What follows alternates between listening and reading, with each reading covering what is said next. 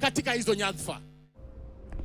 Rais William Ruto ameanza ziara yake ya siku 2 ya maendeleo katika kaunti ya Narok, ambapo atazindua miradi ya maendeleo ikiwemo barabara, kuweka jiwe la msingi katika masoko ya mpango wa kuchochea uchumi na kukagua miradi ya miundombinu inayoendelea katika kaunti hiyo.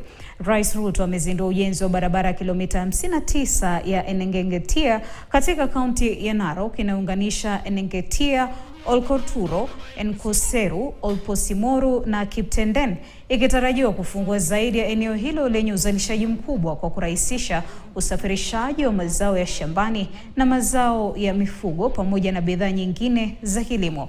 Pia yatakuwa yanawasilishwa katika soko tofauti na kuchochea biashara.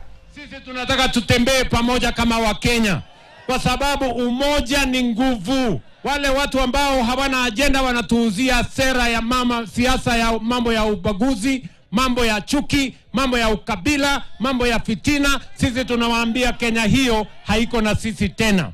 Hawa wananchi wanataka kuungana, wanataka barabara ijengwe, wanataka stima waunganishiwe, wanataka watoto wao wasome, wanataka matibabu hospitalini. Ni kweli ama si kweli? Na ndio sababu hiyo tumebadilisha ile NHIF ilikuwa na watu milioni 8. Sasa tuko na SHA ambayo iko na watu milioni 32,500. Leo ni siku ya historia ambayo tumeona barabara ambayo umeunda.